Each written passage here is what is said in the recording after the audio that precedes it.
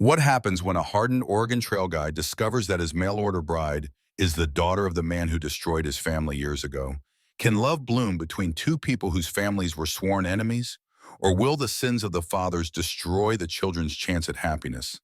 This is a tale of vengeance transformed into forgiveness, where the Oregon Trail becomes a path not just across the country, but from hatred to healing. Hit that like button and subscribe for this powerful story of redemption. Trail Guide's mail-order bride is his enemy's daughter. Seeking revenge, but finds love. Instead, the letter should have been a warning. But Matthew Cross was too tired and too lonely to see the signs. After 15 years guiding wagon trains along the Oregon Trail, he'd finally settled down at Willow Creek Station, a crucial stop where the trail split toward Oregon or California. At 41, his body bore the scars of countless journeys. Sun-weathered skin, a limp from an Indian arrow, hands roughened by reins and ropes. The station was successful but isolated. 30 miles from the nearest town, it was just Matt, his Shoshone partner, Sam Whitehawk, and whoever was passing through. The loneliness had become unbearable, especially during the long winters when the trail was empty. The advertisement had been simple. Trail station owner seeks wife, must be strong, capable, unafraid of isolation, knowledge of medicine helpful, good life for the right woman. He'd received several responses, but one stood out. Rebecca Morrison from St. Louis, 26 years old. Her father recently deceased, leaving her alone. She had nursing experience from the war, could read and write, knew how to run a household. Her photograph showed a pretty woman with dark hair and serious eyes. Her letters had been warm but practical, asking about the station, the climate, the work involved. She seemed perfect. Someone who understood that frontier marriage was partnership first romance, second if at all. Now she was arriving on the eastbound stage from California, having traveled the southern route to avoid the mountain passes. Matt stood waiting, his best shirt clean, but worn, his boots polished but scuffed. Sam watched from the station porch with his usual knowing smile. "Nervous, brother?" Sam asked in his mix of English and Shoshone. "No reason to be," Matt replied, though his hands were sweating. "A man who hasn't seen a woman in months has every reason to be nervous." The stage appeared through the dust and Matt's heart began to pound, not from excitement, but from a sudden, inexplicable dread. Something felt wrong, though he couldn't say what. The stage pulled up and the driver called out, "Willow Creek Station, 30-minute stop." Passengers began disembarking. A merchant and his wife, two cowboys, and then her. Rebecca Morrison stepped down and Matt's blood turned to ice. She looked exactly like her mother. The same dark hair, the same proud bearing, the same eyes that had watched while Richard Morrison destroyed everything Matt had ever loved. Morrison. The name he'd somehow overlooked in his loneliness, or perhaps deliberately forgotten in his desperate need for companionship. Rebecca Morrison, daughter of Richard Morrison, the man who'd stolen Matt's family's ranch through forged documents and legal trickery. The man who'd driven Matt's father to suicide and his mother to an early grave. Rebecca's eyes found his, and he saw the moment of recognition. Not of him, but of the situation. She knew who he was, had known all along. "Mr. Cross," she said, her voice steady despite the tension crackling between them. "Miss Morrison." The name tasted like ashes in his mouth. Sam, sensing trouble, moved closer. The other passengers headed into the station for food, leaving them alone in the dusty yard. "You knew," Matt said. "It wasn't a question." "I knew." "Then why?" Rebecca lifted her chin, a gesture so like her father's it made Matt's fists clench. "Because I wanted to see the man my father destroyed. Wanted to understand what kind of person could make him hate so much. Your father didn't need reasons to hate. He just needed things to take." "He's dead," Rebecca said flatly. 6 months ago. Heart failure. He died calling your name." The news should have brought satisfaction. Instead, Matt felt only emptiness. His enemy was gone, and the revenge he'd dreamed of for 20 years was impossible now. "So you came here to what gloat finish what he started?" "I came here because I had nowhere else to go." Her composure cracked slightly. Everything he built was on lies and stolen goods. When he died, it all collapsed. Creditors, lawsuits, people he'd cheated coming for their due. "I lost everything." "Justice, then?" "Is it I was 6 years old when he took your ranch. I had no part in it, but I've paid for it anyway." She picked up her single carpet bag. "I answered your advertisement honestly. I am alone, I am capable, and I need this position. But if you want me to leave, I'll wait for the next stage. Matt stood frozen, torn between old hatred and unexpected confusion. This woman was Richard Morrison's daughter, blood of his blood. But she was also just a woman alone and desperate, seeking exactly what he'd advertised for, a chance at a new life. The next stage isn't for 3 days, he said finally. Then I'll wait. In the desert with no money for food or shelter. I'll manage. Sam stepped forward. Perhaps the lady could rest inside while you think, Matt. The sun is harsh and she's traveled far. Matt nodded curtly. They walked to the station in silence, Rebecca's back straight despite her obvious exhaustion. Inside, the main room served multiple purposes. Trading post, dining area, gathering place. It was clean but basic, purely functional. Your room would be upstairs, Matt heard himself say. If you stayed. Rebecca set down her bag. May I ask you something? What? Why didn't you recognize the name Morrison isn't that common? Matt poured water from a pitcher, offering her a glass. Maybe I did somewhere deep down. Maybe I was just so lonely I ignored it. Or maybe I wanted to believe there was more than one Morrison family in St. Louis. There was only ever one. My father made sure of that. She drank deeply. He destroyed his own brothers when they stood in his way. Then why carry his name? Why come here using it? Because I won't hide who I am. I'm Rebecca Morrison, daughter of a thief and a liar. But I'm not him. She met his eyes directly. I spent years trying to make amends for his crimes. I used my nursing skills in charity hospitals. I taught poor children to read. I gave away everything I could. But it was never enough. People still saw him when they looked at me. And you think it'll be different here?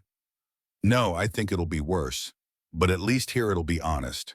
You hate me for real reasons, not whispered rumors. Before Matt could respond, the stage driver called for passengers. The merchant couple emerged from the kitchen where Sam's wife Mary had served them stew. The cowboys stretched and headed out. You coming, miss? The driver asked Rebecca. She looked at Matt, waiting. He thought of 20 years of hatred, of his father's body swinging in the barn, of his mother's tears as they were forced from their home. Then he thought of the empty nights, the silent winters, the ache of loneliness that had driven him to place that advertisement. She's staying, he said, surprising himself. She's my intended bride. The driver shrugged and climbed aboard. As the stage rolled away, Matt wondered what he'd just done. Why? Rebecca asked. I don't know. Maybe because hating your father didn't bring mine back. Maybe because I'm tired of being alone. Or maybe because I want to see if a Morrison is capable of being anything other than poison. That's cruel. It's honest. You want honesty, don't you? Yes. Then here it is. I don't trust you. I don't like you. And part of me wants you to suffer like my family suffered. But I need help running this station, and you need a place to live. We can try to make this work as business, nothing more. And if it doesn't work, then you leave on the next stage and we never speak of it again. Rebecca nodded. Show me what needs to be done. The next hours were awkward but productive. Matt showed her the station, the kitchen where meals were prepared for travelers, the trading post section, the account books that needed keeping. Rebecca asked intelligent questions, made practical suggestions, and began organizing the chaos that bachelor living had created. Mary Whitehawk, Sam's Shoshone wife, watched it all with dark, knowing eyes. When the men went to tend horses, she cornered Rebecca in the kitchen. You bring trouble, Mary said bluntly. I bring history. Whether that becomes trouble depends on what we do with it. Matt is a good man, broken by loss, but good. You hurt him, I hurt you. Understood. Mary studied her. You have your father's look, but not his eyes. His were empty. Yours are full of pain. His pain mostly, the pain he caused others that somehow became mine to carry. Pain shared can become pain halved, or pain doubled. Choose carefully. That night, Rebecca took the upstairs room while Matt slept in his usual spot, a lean-to attached to the main building. But sleep eluded him. Every time he closed his eyes, he saw Richard Morrison's face, heard his laugh as he'd taken everything. A sound from outside made him reach for his rifle. Footsteps careful, but not stealthy. He slipped outside to find Rebecca sitting on the porch, wrapped in a shawl, staring at the stars. Couldn't sleep either, she asked without turning. Hard to sleep with a Morrison under my roof. Then why let me stay? Matt sat down, keeping distance between them. My mother used to say that hate was like drinking poison and expecting the other person to die. I've been drinking that poison for 20 years. Maybe it's time to try something else. Like what? I don't know, indifference maybe. You could never be indifferent to me. I look too much like him. It was true. In the moonlight, the resemblance was less pronounced, but it was there in the set of her jaw, the arch of her eyebrows. Tell me about him, Matt said suddenly. The man I hated. Who was he when he wasn't destroying lives? Rebecca was quiet for a long moment. Cold, calculating. He married my mother for her family connections, discarded her when she'd served her purpose. She died when I was 8. Of sadness, I think, though the doctor called it consumption. And you, I was a possession, a tool to be shaped and eventually traded for advantage. He taught me to run a household so I'd be a valuable wife. Taught me accounting so I could help whatever husband he chose manage their money. But he never taught me to be happy. Did he ever mention my family? Once. He was dying delirious with fever. He kept saying, "Cross," over and over. Then he grabbed my hand and said, "I should have killed him too. Should have finished it." She turned to look at Matt. That's when I knew I had to find you. Why, Batson? Because a man who haunts his enemies' dying thoughts must be worth knowing. The first week was a careful dance of avoidance and necessity. Rebecca threw herself into work with an intensity that surprised Matt. She reorganized the kitchen, establishing a system that cut meal preparation time in half. She reconciled account books that hadn't been properly balanced in months, finding errors in Matt's favor that recovered nearly $50. But it was with the travelers that she truly shone. A Warren family heading to Oregon stopped for supplies, the mother sick with fever. Rebecca took charge, nursing the woman with skill and compassion, refusing payment despite the family's insistence. Why, boy? Matt asked after they had gone. Because they needed help. Isn't that reason enough? Your father would have charged them double seeing their desperation. I'm not my father. Her voice was sharp. How many times must I say it? Until I believe it. But he was starting to believe despite himself. He watched her tend to injured travelers, mediate disputes between quarreling pioneers, calm frightened children during storm delays. She had a gift for seeing what people needed and providing it, whether comfort, practical help, or simply a listening ear. Sam noticed the change too. She's good for business, he observed one evening as Rebecca charmed a difficult customer into buying supplies they hadn't known they needed. She's a Morrison, Matt replied automatically. She's a woman making the best of hard circumstances. Like Mary when I found her cast out by her tribe for loving a white man. Sam's usual humor was absent. You judge her for blood she didn't choose.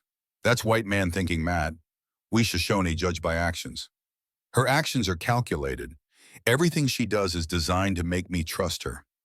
Or maybe she's just trying to survive, like all of us. That night, a violent storm struck. Rain pounded the roof and lightning split the sky. Matt was checking the horses when he heard screaming from the station. He ran back to find Rebecca dealing with a crisis. A pregnant woman had arrived with her husband, labor starting early complicated by the storm's terror. I need hot water, clean cloths, and your steadiest hands. Rebecca commanded, her earlier deference vanishing in the face of medical emergency. For the next 6 hours, Matt assisted as Rebecca fought to save both mother and child. She was magnificent, calm, skilled, decisive. When the baby finally arrived, blue and still, she breathed life into its tiny lungs while instructing Matt to tend the hemorrhaging mother. Dawn broke with mother and child alive, exhausted but stable. The father wept with gratitude, pressing money into Rebecca's hands that she gently refused. You saved them, Matt said as they cleaned up, both splattered with blood and exhausted. We saved them. I couldn't have done it alone. Their eyes met and something shifted. Not forgiveness, not yet, but recognition. They had worked together, trusted each other in crisis. It was a start. Thank you, the mother whispered to Rebecca later. You're an angel. No, Rebecca replied, glancing at Matt. I'm just someone trying to earn redemption. As the family rested, Matt found himself really looking at Rebecca for the first time. Not as Richard Morrison's daughter, but as herself. She was beautiful, he realized, but it was a beauty marked by sadness. Her hands, he noticed, bore old scars, not from labor, but what looked like burns. Your hands, he said impulsively. She glanced down, then pulled her sleeves lower. My father's lessons in obedience. Hot poker when I disappointed him. The casual admission of abuse stunned Matt. He tortured you. He educated me, he'd say. Pain was just another teaching tool. She met his eyes. You weren't his only victim, Mr. Cross. You were just the only one who escaped. That afternoon, while Rebecca slept off the exhaustion of the night's ordeal, Matt sat with Sam on the porch. I'm starting to see her, Matt admitted. Not him, her. Good. Hate makes a man blind. But how do I forget what her father did? You don't. You remember it, honor your parents' memory, but don't let it control your future. Sam packed his pipe thoughtfully. My grandfather's tribe was massacred by Crow warriors. Should I hate every Crow forever? Or should I judge each person as they are? It's not the same. Isn't it blood feuds or blood feuds, whether between families or tribes?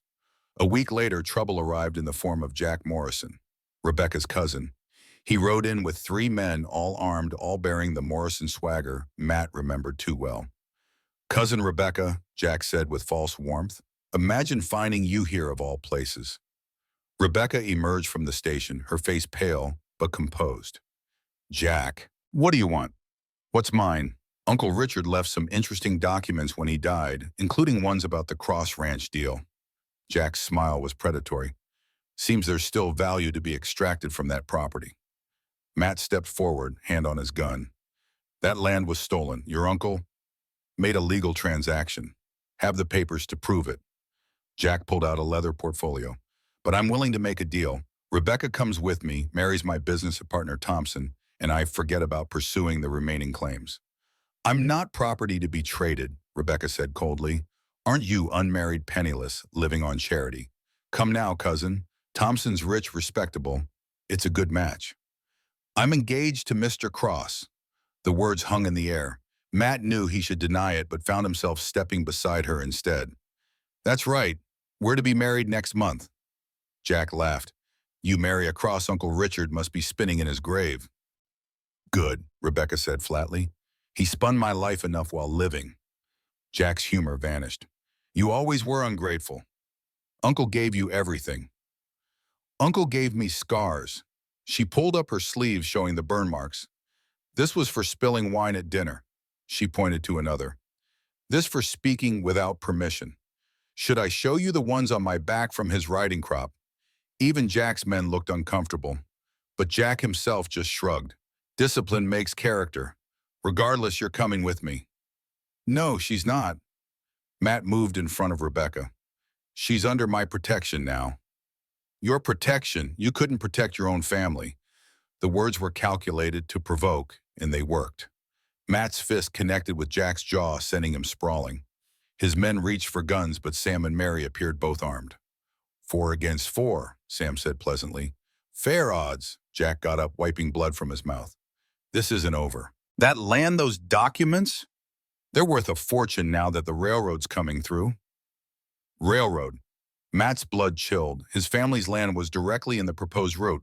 That's why Richard Morrison had wanted it so badly. Oh yes, worth 10 times what Uncle paid. Well, what he was supposed to pay before your father's unfortunate accident. Jack's smile was vicious. All that suffering for nothing, Cross. The land's going to make Morrison's rich regardless. He mounted his horse. Think about it, Rebecca. Come with me willingly, or I'll take other measures. You know what Morrisons do to obstacles. After they left, Rebecca sank into a chair. I'm sorry, I've brought more trouble to your door. The railroad, Matt said numbly. He knew. Your father knew it was coming. Probably. He always knew things before others. My family died for a railroad scheme. Yes. The simple admission without excuse or justification somehow helped. Matt sat across from her. Jack won't give up, Rebecca said. He's like my father, relentless when he wants something. What does he want? The documents my father kept, proof of his various schemes, but also leverage over powerful people. I have them. Matt stared. You have them. Hidden. I took them when I left St. Louis. I thought I thought maybe I could return them to the people he had wronged, make some small amends. She looked at him, including the real documents from your family's land sale, proving the forgery. You have proof my father was cheated. Yes. Why didn't you say so earlier? Would you have believed me, or would you have thought it was another Morrison trick? She was right. He would have assumed the worst. Show me, he said. Rebecca led him to her room where she pulled up a floorboard. Inside was an oilcloth package. She unwrapped it carefully, revealing dozens of documents. Here, she said, pulling out several papers. The original sale agreement with your father's real signature. And here the forged version my father filed. See the differences. Matt's hands shook as he held the proof he'd searched for 20 years. This could clear my family's name. It could, but it would also bring every corrupt official my father dealt with down on our heads. They'll do anything to keep these secret. Our heads, Rebecca flushed. Your head. I meant your head. But the slip revealed her thinking. She was already seeing them as united facing threats together. And surprisingly, Matt found he was too. That night, Matt made a decision that would have seemed impossible a month ago. He sat with Rebecca by the fire, the box of documents between them. We burned them, he said. Rebecca looked shocked. But they're proof of what he did to you. They're also a death sentence for anyone who has them. Jack wants them, others will too. As long as they exist, you'll never be safe. Neither will you if we're truly engaged. About that, I know it was just to protect me. I don't expect... Maybe it wasn't. The word surprised him as much as her. Maybe I'm tired of letting hatred define my life. Maybe I want to try something different. Like marrying your enemy's daughter. Like marrying a woman who's proven herself to be nothing like her father. Who saves lives instead of destroying them. Who faces her past honestly instead of running from it. Rebecca's eyes filled with tears. Matt, I'm not saying I love you. I don't know if I can ever fully trust a Morrison. But I respect you, and that's more than I expected. It's more than I deserve. No, it's exactly what you deserve. You're not responsible for your father's crimes, Rebecca. I see that now. They burned the documents together, watching 20 years of evidence turn to ash. As the last paper crumbled, Matt felt something lift from his chest. Not forgiveness exactly, but release. What about Jack? Rebecca asked. Let him come. Without the documents, he's just another bully making threats. But Jack was more than that. He returned a week later with a judge and a sheriff from St. Louis, claiming Rebecca had stolen valuable property from the Morrison estate. These documents, the judge said. Where are they? Burned, Matt said simply. You destroyed evidence. I destroyed poison, papers that would have hurt innocent people. The judge, clearly in Jack's pocket, was about to order Rebecca's arrest when unexpected help arrived. A cavalry unit appeared led by Colonel Harrison, whom Matt had guided through the territories years earlier. Problem here, Matt, the colonel asked. These men are trying to take my fiancée on false charges. The colonel dismounted, studying the judge's papers. Interesting. This warrant is dated 3 weeks ago, but the seal is fresh. Forged, I'd say. The judge blustered, but faced with federal troops, he and Jack had no choice but to retreat. This isn't over, Jack shouted as he left. Yes, it is, Rebecca called back. The Morrison line of theft and lies ends with me. I choose a different path. After the confrontation, Rebecca was quiet. That evening, Matt found her packing her bag. You're leaving. Jack won't stop. As long as I'm here, you're in danger. I've been in danger before. Not because of me, not for me. Matt crossed the room, taking the bag from her hands. Rebecca, I've spent 20 years alone, hating your family, planning revenge that would never come. Then you arrived, and everything changed. Yes, I brought chaos to your ordered life. You brought life to my dead existence. I was surviving, not living. Going through motions, serving travelers, making money, but for what? For no one. Matt, let me finish. I don't care that you're a Morrison. I care that you're Rebecca. The woman who saves strangers' babies, who faces down her cousin, who carried those documents not for gain, but to make amends. He took her hands, feeling the scars beneath his fingers. The woman who suffered under the same man who destroyed my family, but chose to become his opposite. I'll always be his daughter. And I'll always be the son of the man he destroyed. But maybe that's fitting. Maybe we're the only two people who can understand each other's pain. Rebecca looked up at him. Is that enough for marriage understanding pain? It's a start, but there's more. Matt struggled with words he'd never thought to say. You're brave, intelligent, compassionate. You make this station feel like a home instead of just a waypoint. And when you smile, which isn't often enough, the whole room lights up.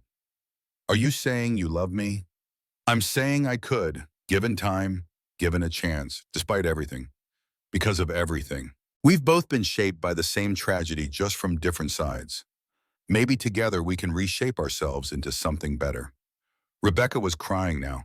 I came here planning to face your hatred, to endure it as punishment for my father's sins.